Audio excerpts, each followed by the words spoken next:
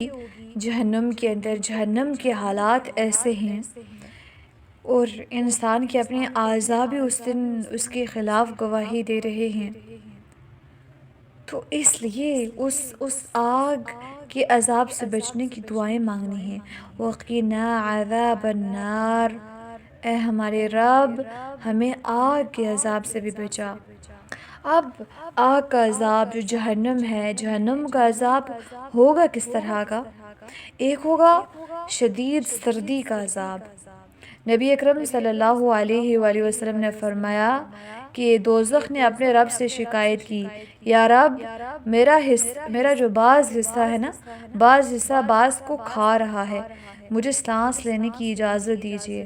تو اللہ تعالیٰ نے اسے 2 سانسوں کی اجازت دے دی، ایک موسم سرما میں اور ایک موسم گرما میں۔ گرمی کی شدت جو تم محسوس کرتے ہو وہ اس جہنم کی سانس کی تپش ہے، اللہ اکبر۔ اور سردی کی وہ شدت جو تم محسوس کرتے ہو وہ جہنم کی سانس کی تپش ہے، اللہ اکبر۔ صحیح البخاری کی روایت ہے۔ تو جس طرح سے ہم ٹھنڈ، یہ دنیا کی ٹھنڈ کا تو کیا کہنا، یہ تو سمپل ہوتی ہے، اس کے اندر بھی اگر جب فل ٹھنڈ ہو آپ اس کے اندر کتنی دیر کھڑا رہ سکتے ہیں؟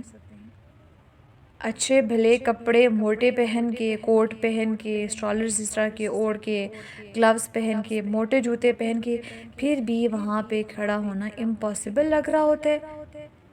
تو ایک تو شدید سردی کا عذاب ہوگا، اور سبحان اللہ جس دنیا کی گرمی ہم محسوس ہوتی ہے نا، یہ جہنم کی سانس کی وجہ سے جو گرمی کی بالکل شدید گرمی جب ہو رہی ہوتی ہے، وہ صرف تو ایک جہنم کی سانس ہے، اس کا خود اس کا کیا حال ہوگا۔ ایک تو عذاب شدید سردی کا عذاب ہوگا، دوسرا ہوگا شدید دھوئیں کا۔ اب دھواں ایسا ہوگا جس کی وجہ سے انسانوں کا سانس گھٹ رہا ہوگا، لیکن دھوئیں کے اندر نا کچھ لوگوں کی ڈیتھ ہو جاتی ہے دھوئیں کے اندر سانس گھٹنے کی وجہ سے، لیکن وہاں پہ تو موت کا کانسیپٹ ہے ہی نہیں۔ قرآن مجید کے اندر سورۃ الدخان کی آیت نمبر 10 اور 11 کے اندر اللہ سبحانہ وتعالیٰ ہمیں اس حوالے سے بھی گائیڈ کرتے ہیں کہ اس وقت کا انتظار کرو جب جہنم کے افق پر دھوئیں کا ایک عظیم بادل چھا جائے گا جو جہنمیوں کو اپنے اندر ڈھانپ لے گا، اور یہ عذاب بڑا ہی ہولناک ہے۔ تو دوسرا عذاب جو جہنم کے اندر ہوگا وہ ہوگا شدید دھوئیں کا عذاب۔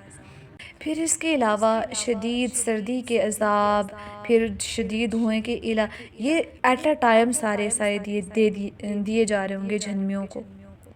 وہ عذاب ہے، یہ عذاب ہیں کہ الہی جو شدید سردی کا عذاب ہوگا، وقینا عذاب النار، مجھے اس عذاب سے بچا لیجیے، مجھے اس سزا سے بچا لیجیے، مجھے اس شدید دھوئیں سے بچا لیجیے۔ یہ ہے اس کا مطلب، وقینا عذاب النار کا مطلب۔ اس کے علاوہ جو عذاب ہوگا جہنمیوں کو، یا جہنم کے اندر کس کس طرح کے عذاب ہوں گے، ایک تو یہ ہوگا نا جہنم کے انگارے جو ہوں گے، انگارے وہ اونٹ کی طرح کے انگارے ہوں گے، اور پھر شعلے بھی ہوں گے، ان کا دھواں بھی ہوگا، اور آگ کے لپکے بھی ہوں گے، کیونکہ اللہ سبحانہ وتعالیٰ فرماتے ہیں سورۃ الرحمن میں کہ اعوذ باللہ من الشیطان الرجیم یرسل علیکم شواظ من نار ونحاس فلا تنتصران، کہ اے کافرو تم پر آتش جہنم کے شعلے چھوڑے جائیں گے، اور پھر سخت دھواں جو تم پر انتہائی گرا اور ناقابل برداشت ہوگا، اللہ اکبر۔ اب وہاں پہ ایک تو جہنم کی آگ، پھر اس کے شعلے، پھر سخت دھواں جو کہ انسان کے لیے بالکل ناقابل برداشت ہو، اللہ اکبر۔ کوئی چھوٹے موٹے شعلے نہیں ہوں گے۔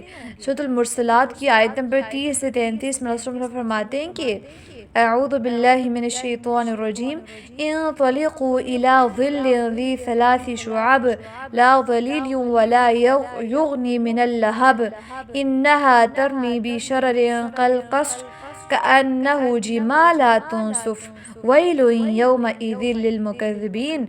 ان کو کہا جائے گا کہ چلو اس سائے کی طرف جو شاخوں والا ہے، نہ ٹھنڈک پہنچانے والا ہے اور نہ آگ کی لپیٹ سے بچانے والا ہے۔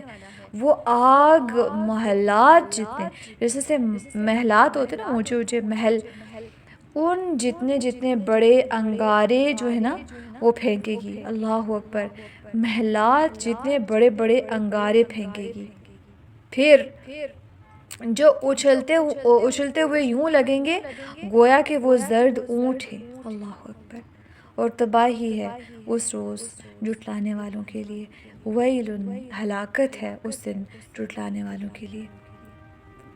اتنے بڑے بڑے شعلے، ایک شعلہ کتنا، ہمیں اگر ایک چیئر جتنا یا اس سے تھوڑا سا بڑا شعلہ اگر نظر آ جائے تو ہماری کیا حالت ہو، اور وہ اس سے ہم کتنے فیٹ ڈسٹینس کے اوپر رہیں، ایسی بات ہے نا۔